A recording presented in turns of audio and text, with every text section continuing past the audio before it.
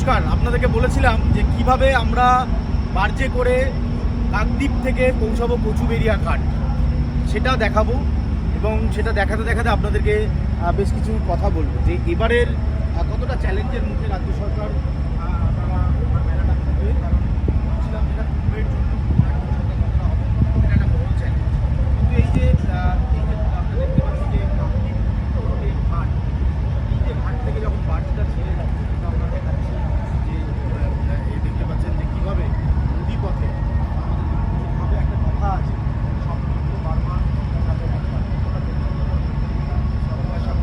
পৌঁছতে হয়, সেটা একটু আপনাদেরকে ভিডিওর মারফত আমার ইউটিউব চ্যানেলের মারফত আপনাদেরকে দেখাচ্ছি। প্রবীরদা গোটা ভিডিওটা করছে, প্রবীরদার সাথেও আমি কথা বলবো, কিন্তু সবার আগে যেটা একটু দেখাবো যে সামগ্রিক ছবিটা।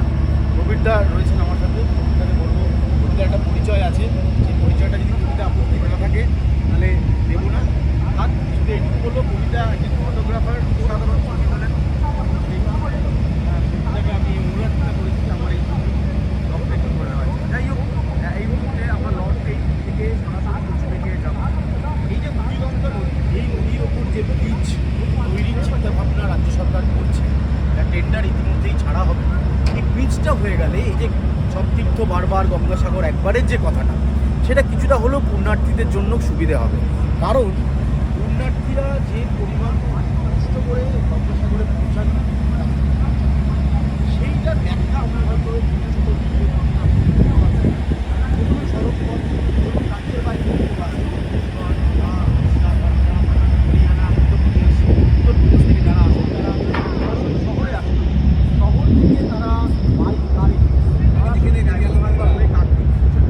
এরপর হচ্ছে এই জোয়ার ভাটার খেলা, অর্থাৎ ভাটা পড়ে গেলে এখানে পথে চলাচল কাটতে অসম্ভব হয়ে যাবে। আবার জোয়ার থাকলে যেটা হবে সেটা হবে সহজে নদীপথে যাওয়া যাবে।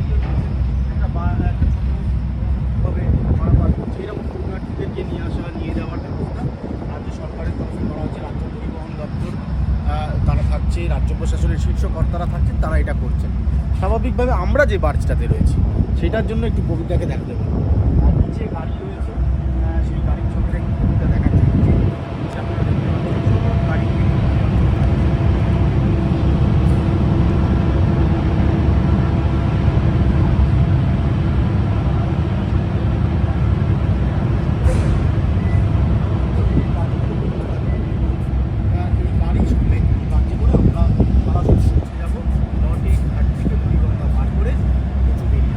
এখান থেকে 45 মিনিটের রাস্তা রয়েছে, দিদিগঙ্গা প্রায় 40 থেকে 50 মিনিটের রাস্তা। এই 45 মিনিট রাস্তা আমরা ওপারে যাব, আবার 45 মিনিট অ্যাডিশন আপনাকে নিয়ে পৌঁছে যাবে একেবারে গঙ্গাসাগর।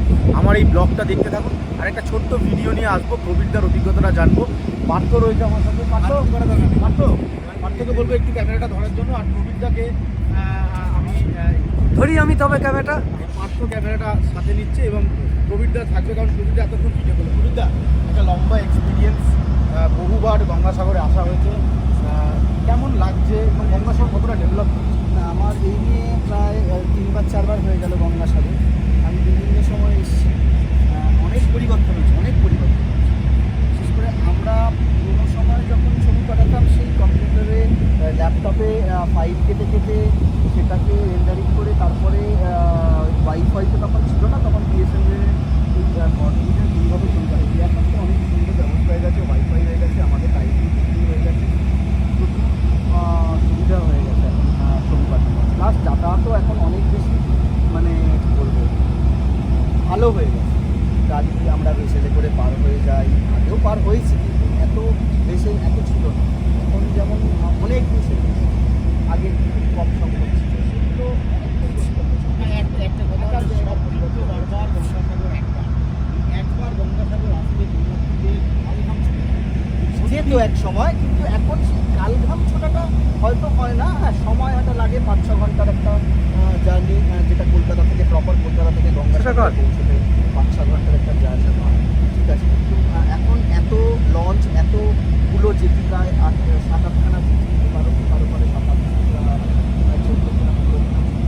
এত লঞ্চ, এত বসে, এটা অনেকটাই সুবিধা হয়েছে, অনেক আগের থেকে অনেক বেশি সুবিধা হয়েছে। তবে একবার পার্থ করছে ভিডিও দেখাতে বলতে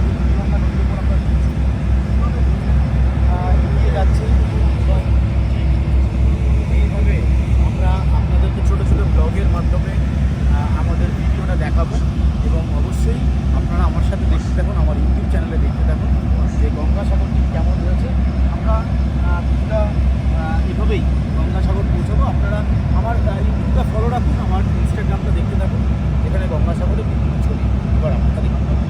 ভালো থাকবেন, নমস্কার, আবার একটা ভিডিও